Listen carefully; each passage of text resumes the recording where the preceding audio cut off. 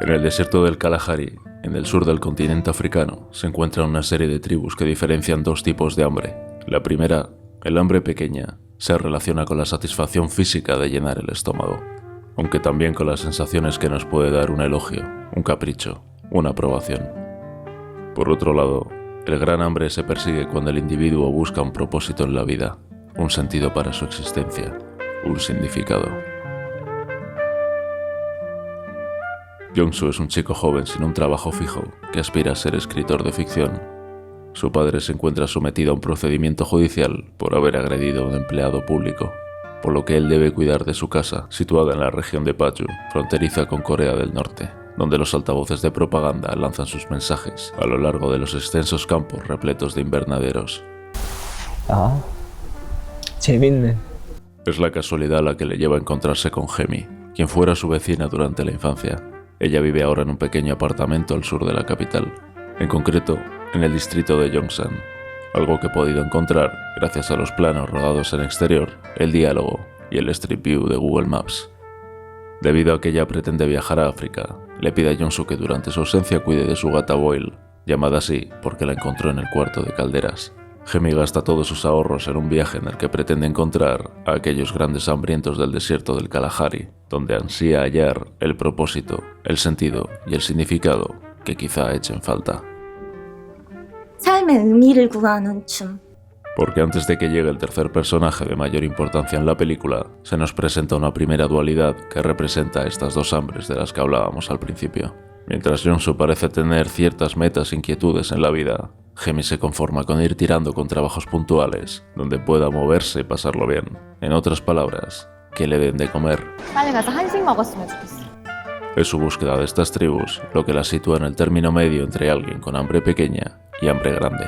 Su condición media se establece cuando vuelve de aquel viaje y Jong-soo la recoge en el aeropuerto. Es entonces cuando conocemos a Ben, otro coreano que ha coincidido con ella en Nairobi mientras esperaban un vuelo de regreso y que se presenta ante Jong-soo con un acento, un saludo y un nombre que son más propios de un extranjero. Ben no tardará en posicionarse con aquellos que solo buscan llenar el estómago, que persiguen el placer como último objetivo, que entienden la vida como un divertimento. 거기에 옳고 그런 건 없어요. 자연의 도덕만 있지. Ya desde su aparición, se crea una tensión entre él y Jong-soo que parece ser meramente emocional, aunque las diferencias de clase social comienzan a suscitar que algo de mayor complejidad está ocurriendo ahí. Quizá en un principio, los celos o la sencilla incertidumbre de no saber cuáles son los sentimientos reales de Hemi pueden llevarnos a pensar, de la misma manera que Jong-soo, que no sabemos qué quiere de él. Por eso hablaremos de ella en primer lugar. 귀엽죠. Durante la cena que comparte con Jong-soo el primer día, ella habla, además de su viaje, de sus clases de mímica. Es entonces cuando escuchamos, en palabras de la propia Hemi, el primero de los conceptos claves para desenredar la película. Todo está en la cabeza. Solo hace falta creer que algo es cierto para que exista. 여기 귤이 있다고 생각하지 말고 여기에 귤이 없다는 걸 잊어먹으면 돼. 그게 다야. Tras su viaje, entendemos por sus palabras que en cierto sentido, su aventura no ha sido más que un tour para turistas. Muchas veces se viaja esperando encontrar aquel sentimiento profundo que inspiró una historia, una foto, una película, para comprobar al llegar al lugar que no se ha convertido más que en un mero negocio. Aquí pasa algo similar. Sin embargo, el tono desenfadado de su discurso se ennegrece cuando pasa a describir lo que sintió en una puesta de sol, del momento en el que quizá esperaba que el gran hambre la llevara a algún tipo de trascendencia. Sus lágrimas denotan una desesperación y un dolor interno que preocuparían a cualquiera. Y aunque no lo demuestre en aquel momento, Jong-soo está guardando esas palabras bien dentro de su corazón. No es para menos, sobre todo al pensar que la chica de quien se está enamorando quiere desaparecer de este mundo. 그냥 아예 없었던 것처럼 사라질 수 있었으면 좋겠다. Es más tarde, durante la visita de Jae-ben a la casa de Paju, cuando Hemi decide bailar frente a la puesta de sol, desnuda, con la libertad de la que carece Jong-soo y toda una generación, con la esperanza de hallar en ese horizonte la manera de desvanecerse en la oscuridad y no sucumbir ante una muerte que parece imposible de rehuir, que es inevitable. Este tipo de actitudes, que parecen descolocar a Jong-soo, para Ben son parte de su entretenimiento. 재미만 있으면 나 뭐든지 해. Hemi mantiene deudas que saldar y carece del dinero para solventarlas o para aspirar a cualquier tipo de futuro. Su desaparición posterior parece ser fruto de la voluntad y no de un factor externo. Pero para llegar a ello, debemos hablar de Ben. Sabemos que Ben es un chico joven y rico, tal y como dice Jong-soo, una especie de gran Gatsby, quien también representa en parte a un colectivo muy reducido de la sociedad que nadie sabe a qué se dedica, pero que está por encima del resto. En busca de diversión como manera de vivir, parece aburrirse temprano de aquellas situaciones que ya no le llenan, que ya no sirven para entretenerle. Parece encontrar en Jong-soo algo especial que le hace querer estar junto a él, pero no de la misma manera que con Hemi. Esto es su vocación por ser novelista y la posibilidad de dejar constancia de su vida y su vanidad por escrito. Por eso, a menudo y únicamente, le preguntará por este asunto. 내 이야기를 해주고 싶어요. Tras la escena donde Hemi baila ante la puesta de sol, Ben y Jong-soo hablan en privado acerca de la vida del protagonista. Es entonces cuando Ben reconoce que le gusta quemar invernaderos cada cierto tiempo, como un pasatiempo que le ayuda a sentirse vivo. Y no solo eso, sino que acaba de encontrar uno perfecto, muy cerca de ellos. Se crea así el juego psicológico que enlazará todos los acontecimientos posteriores, y es que Jong-soo no tarda en comprender que el invernadero es una metáfora. 메타포에 대해선 중수 씨에게 물어봐. Después de todo, él había nombrado a William Faulkner como su escritor favorito, como si estuviese escrito su propia vida, o parte de ella. Ben, de quien sabemos que comienza a leer a Faulkner gracias a esa conversación, presumiblemente lee también Incendiando establos, un relato corto del autor que presenta similitudes con la vida del protagonista. Y este detalle no escapa de la mente de Jong-soo, quien enseguida comprende que a quien van a quemar es a Hemi, como un pasatiempo, como una ofrenda a los dioses. Esto, entendido desde una perspectiva simbólica, se oscurece en el momento en que la chica desaparece sin dejar rastro, y es a partir de ese momento cuando Jong-soo comienza a juntar las piezas de un rompecabezas que en ningún momento estará completo. Para empezar, el chequeo metódico de todos los invernaderos de la zona demuestra la necesidad de Jong-soo por comprobar que Ben decía la verdad, que no usaba una metáfora. Sin embargo, los invernaderos siguen intactos y Hemi sigue sin aparecer. Jong-soo olvida sus obligaciones y sigue al coche de Ben cada vez que le es posible, pero la vida de este apenas ha cambiado.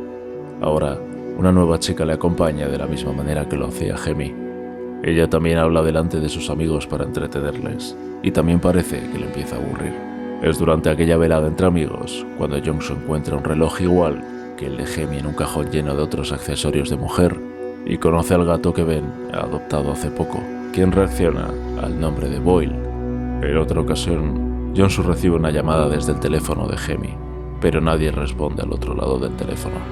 La sucesión de piezas va mostrando, con una claridad cada vez mayor, la imagen de un crimen que nadie puede ver al completo, pero Jong-soo llena los espacios vacíos de la misma manera que la presencia de ese gato o ese reloj. Después de todo, al gato nunca lo habíamos visto. El reloj también lo tiene una compañera de trabajo de Hemi, y durante la llamada de teléfono no se dice nada.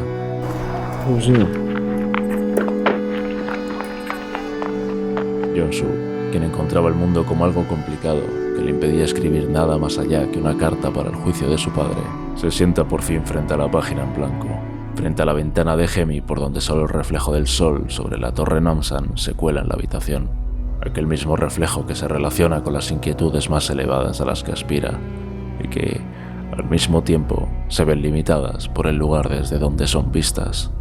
Tanto el momento en que imagina que está junto a Hemi en la cama, como el hecho de que por fin escriba en ese apartamento en los últimos momentos de la película, dará pie a una teoría que podría solucionar las incoherencias del final. Pero para llegar hasta ella, primero debemos abordar los sucesos que determinan cómo acaba. 들어가요. 이왕 왔으니까 들어가서 얘기해요. Jong-soo llama a Ben para verse cerca de unos invernaderos, ya que, según este, Hemi ha vuelto. Una vez allí, es Ben quien abre la escena y le está esperando. Ben se acerca a él cuando se baja de su coche para recibir una serie de puñaladas que acabarán con su vida.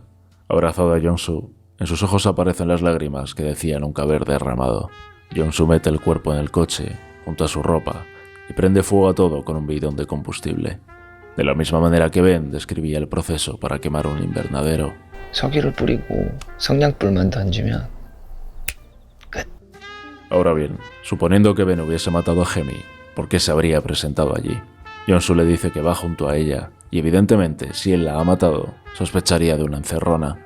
Por otro lado, y bajo el mismo razonamiento, Jong-soo jamás diría que va acompañado de ella, a menos que quisiera comprobar que Ben no pone ninguna excusa. por lo que cuando Ben acepta acudir al lugar con la intención de matarle no es del todo lógico. Podemos pensar que Ben, a pesar de saber lo que ocurre, es traicionado por su propia arrogancia al pensar que Jong-soo no le hará nada y podrá seguir riéndose de él. De hecho, nada más verle bromea con los invernaderos que hay a la vista. 정수 씨, 여기 비닐하우스 참 많네요. También podemos pensar que es Jong-soo quien, tras comprobar que Ben no es culpable, no puede aceptar la realidad ni vivir sabiendo que él no lo hizo y que podría hacerlo de nuevo. Debemos pensar, de igual modo, que Ben representa para Jong-soo todas las injusticias que conlleva su diferencia de clase, así como la frustración de no encontrar a Hemi o la verdad absoluta acerca de su desaparición. 안 잡혀요. 절대. 비닐하우스들이 진짜 많아요. De esta manera llegamos a una tercera hipótesis que podría resolver este conflicto. Y es tan sencilla como afirmar que la última escena ha sido escrita por Jong-soo y es parte de su imaginación. Escrita en el momento en el que el mundo no le parece tan complicado, más allá de lo que ha podido suceder en la realidad. Pero como toda hipótesis, esto queda abierto a la interpretación de cada uno. Si leemos el relato breve de Murakami en el que está inspirada esta historia, comprobaremos que el final se difumina en la búsqueda de los invernaderos y no llega a cerrar la relación entre su Jong-soo y su Ben correspondientes. Burning es una película compleja, densa y de un ritmo angustioso. Está llena de esas piezas que tanto nosotros como Jong-soo debemos situar en un puzzle al que le faltan otras muchas. La fotografía completa de la realidad se crea a partir de lo que nosotros creamos. Por eso es tan importante la conversación que Hemi mantiene con Jong-soo al principio. 중요한 건 진짜 먹고 싶다고 생각하는 거. Es difícil establecer cuál fue el destino de Hemi. Quizá huyó de sus deudas y su vida para encontrar el propósito en otra parte. Quizá fue Ben quien le dio el pequeño empujón que necesitaba para desaparecer. Quizá, aunque solo quizá, Hemi logró llenar su gran hambre al encontrar el sentido de aquello que se situaba más allá del sol, en ese atardecer donde pudo desaparecer para siempre. Pero ya se sabe, no se trata de pensar que ahí hay una mandarina, sino de olvidar que no la hay.